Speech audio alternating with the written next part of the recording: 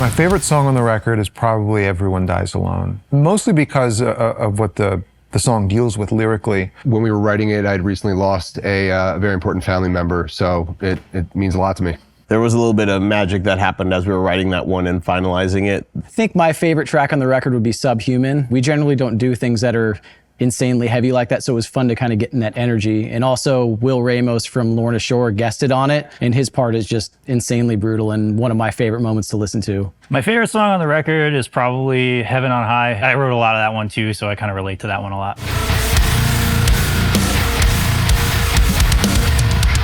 There were some riffs in Talk that were like, not only challenging, but I wanted them to sound a certain way, and it just took a bunch of takes for them to sound right and have the right tone. The kick drum part is very heavy on the right foot the whole time, so for me as the drummer, it's pretty taxing, but it's fun. Misha wrote a riff that has this kind of Animals as Leaders, kind of fake double, I don't even know what you call it. It sounds like you're double picking a note. If you go listen to the song, you'll know what I'm talking about. The first verse riff in the song Talk, it sounds like you're either hammering on the note or double picking it. And really, you're hammering on with your pinky, and then you're having that be the sound of it being fretted, and then you're picking immediately afterwards. So if you hear the song, you know what I'm talking about. You'll probably think to yourself, what the hell's going on there? That's what I thought of when I first heard the riff. And yeah, playing it's a pain in the ass. Talk, kind of wrote myself into a corner with this. It's a lot of very high, long drawn out notes. I play guitar solo in Heaven on High, and I know that as soon as I finished the last note of recording that, I knew I just like totally screwed myself, and now I have to play it every night, so yeah.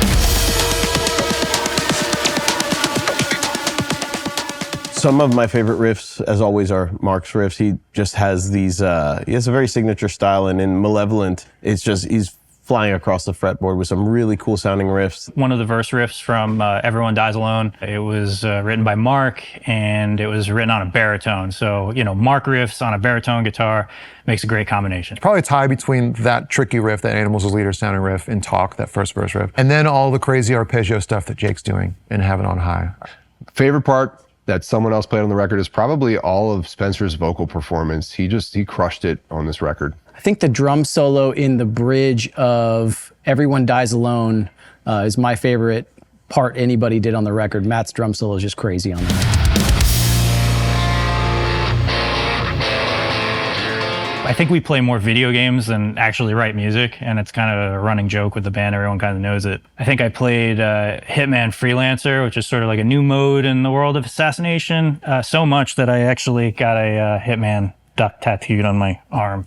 I think I put about 180 hours into Hades 2. I should feel embarrassed about saying that, but I'm not. Yeah, so I played a lot of Hades 2. First Berserker Kazan and Dark Souls 3. The game called Inscription.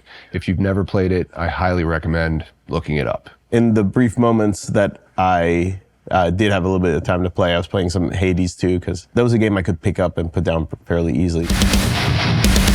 When I was maybe 16 years old, competed in the Baltimore Towson store Guitar Center drum off, and actually won the local store that year, whatever it was, and went all the way up to Boston, and came in second place. Didn't make it all the way through, but it was a really good experience as a young drummer. One of the first jobs I ever applied for was Guitar Center, and I was rejected. I don't know if it counts as a good GC story, maybe a bad one, but when I was 18, I got a Guitar Center credit card and maxed it out buying my first bass, and had a hard time paying it off. Don't spend money you don't have. I met my best friend at Guitar Center, and he vouched for me to get a job there. But he also forgot to mention that on Saturday mornings, they all wake up really early, and they talk about, how we can improve things around the store. And I was not down with that, so I quit pretty much right after that. I filmed a guitar playthrough this morning here in Los Angeles for 2 songs off of the new record, and I didn't have one of my own signature models, so I came by last night and I took one of my guitars off the wall, and Guitar Center was kind enough to let me play that actual guitar in my playthrough. So that was really, really awesome. And by the way, if you do come to this Guitar Center location here on Sunset Boulevard, I did sign the back plate to that actual guitar that I played, and I'll leave you a little note. So if you see it, if you come across it, just know that's the actual one I used in the playthrough for a couple songs. I'm not sure if I should name them yet, but yeah, that's the one I used.